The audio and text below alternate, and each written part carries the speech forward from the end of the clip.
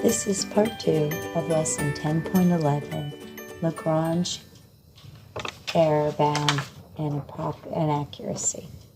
So in this part of the lesson, we're going to do some examples. So example 1, the function f has continuous derivatives for all real numbers x. Assume that f of 3 equals 5, f prime of 3 equals 2, f double prime of 3 is -4, and the third derivative at 3 is 7. So write a third degree Taylor polynomial for f about x equals 3 and use it to approximate 3.2. Give 3 decimal places. So we're going to use our Taylor form and we're going to write T3 of x is going to be our f of 3, which is 5, plus, and then our f prime of 3, which is 2, times x minus 3 to the first power, plus our second derivative, so I'll make that minus 4 over 2 factorial times x minus 3 squared, and then plus 7 over 3 factorial times x minus 3 cubed. Now what we're supposed to do is use that to approximate f of 3.2. So that is going to be approximately equal to our third degree Taylor polynomial at 3.2. So substituting 3.2 in, I have 5 plus 2 times 0.2. I subtract it here. Put the 3.2 in there. And then minus 2 times 4 over 2 factorial, 0.2 squared, plus 7 over 6, 3 factorial times 0.2 cubed, and that's approximately equal to 5.329. That's part A. Part B, the fourth derivative of f satisfies the inequality that f, fourth derivative of a, the absolute value, is less than or equal to 35 for all x in the interval 3 to 3.2.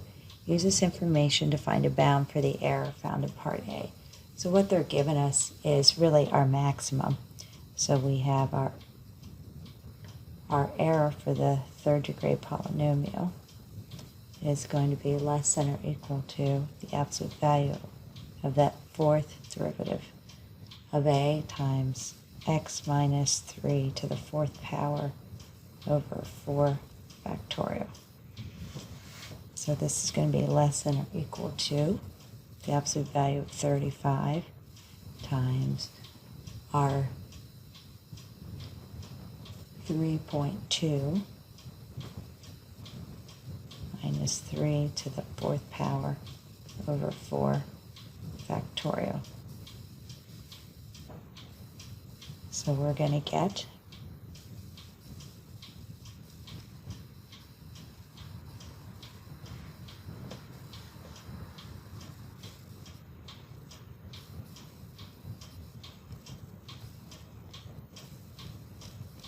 and I'm going to put that in my calculator, and this is approximately equal to 0.0023.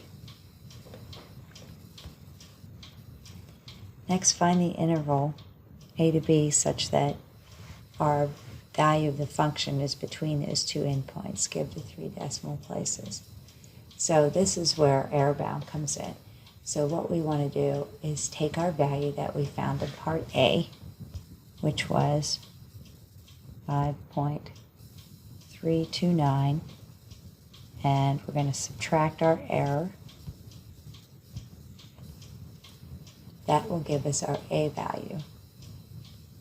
And then the value of the function has to be somewhere in between what you get when you subtract the error and what you get when you add the error. Remember, that's a boundary for the error, so that's as big or as small as the error should be. So the value of the function has to be somewhere in between where we do those approximations. So when we do the subtraction, we get 5.327 is less than or equal to f of 3.2, which is less than or equal to 5.332. Can f of 3.2 equal 5.331? Explain why or why not. And the answer is going to be yes. And the reason is just what we did in the last part, that 5.331 is contained in our interval.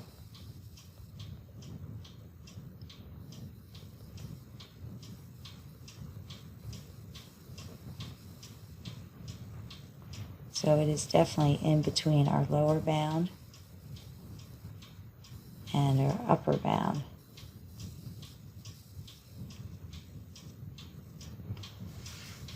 So can f of 3.2 equal 5.334? And the answer is no this time. Yeah, that number is not on our interval.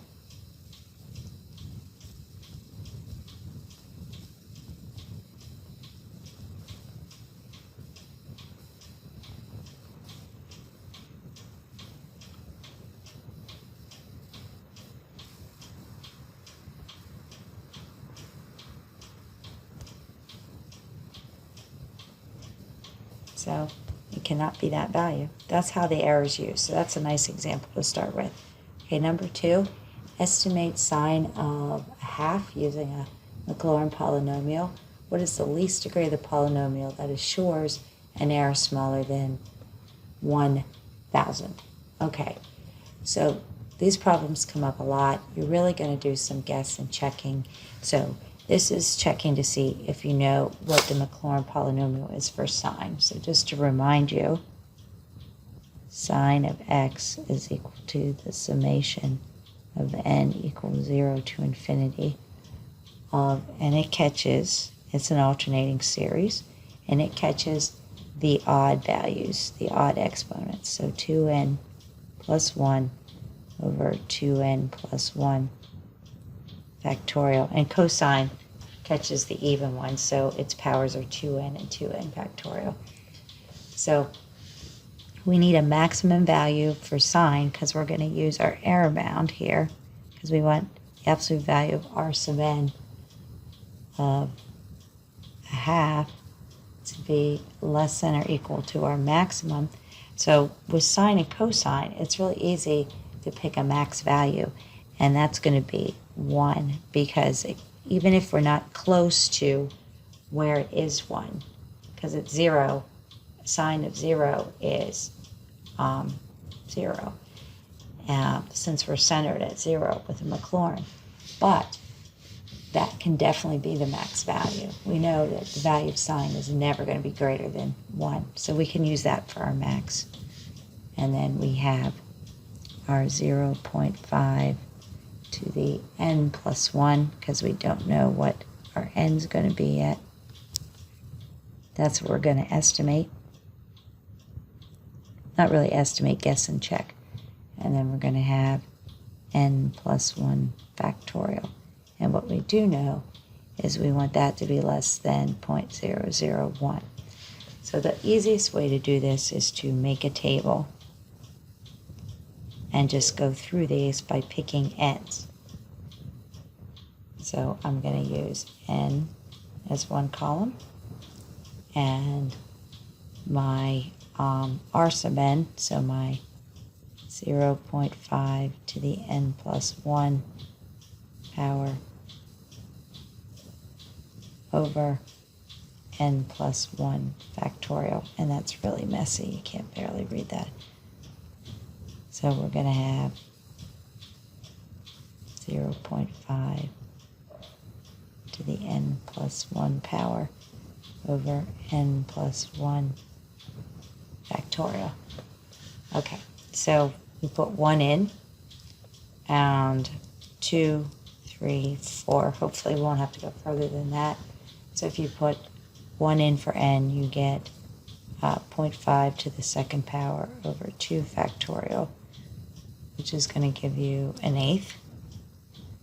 And then if you do 0.5 to the third power over 3 factorial,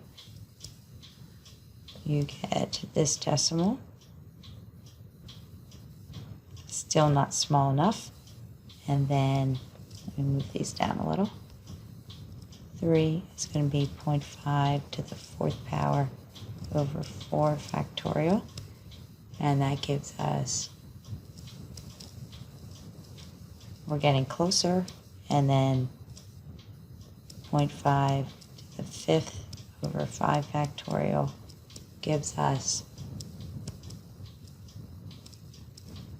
so that's the first one that is less than 0.1. So therefore, n equals 4 is the least degree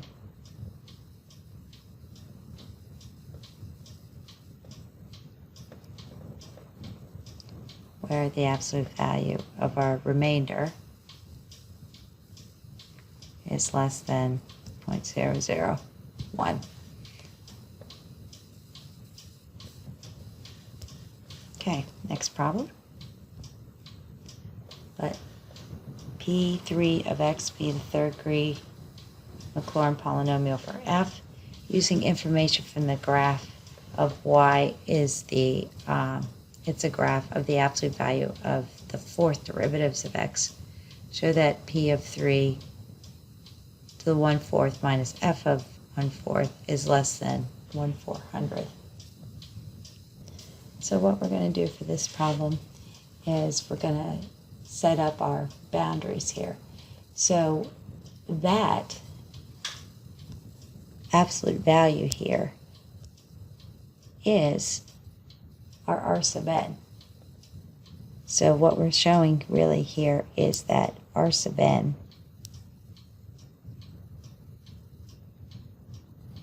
and in this case I can change n to 3, that R sub 3 of 1/4 has to be less than my max value, which in this case is 15. And how do I get 15? I'll show you in a second. Let me just set this up. Over 4 factorial times 1/4 minus 0, because it's a Maclaurin, to the third power of, we're in the remainder, so it has to be n plus 1. Fourth power, so we have that, and we know that it has to be less than 1/400. So where did I get the 15?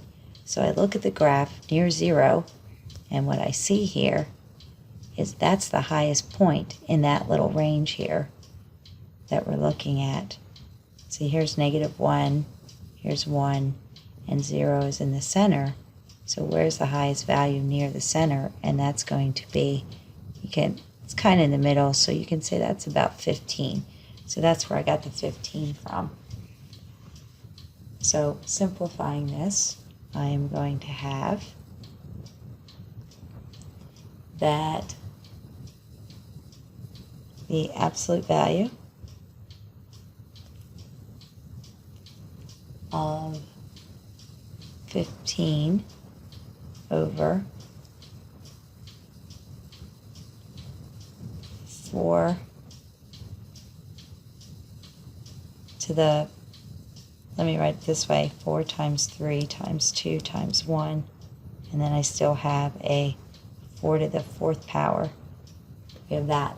So this is going to equal 15 over 4 to the fifth times 6. And let me simplify that. And of course, remember, we want that to be less than 1/400. So when I simplify that, I get 5 over 2048. And again, that has to be less than 1/400. And I get, when I find the decimal,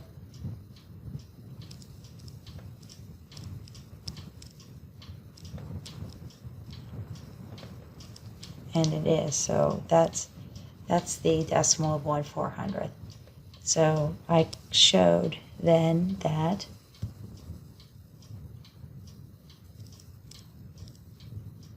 forgot.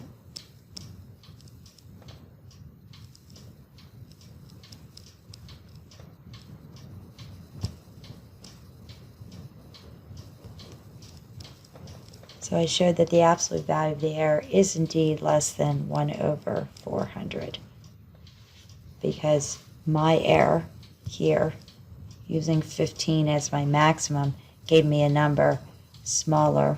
That's a pretty terrible looking number there. There we go. Is definitely less than 1/400. Okay. So I'm going to stop part 2 here, and then I'm going to finish up the examples in part 3.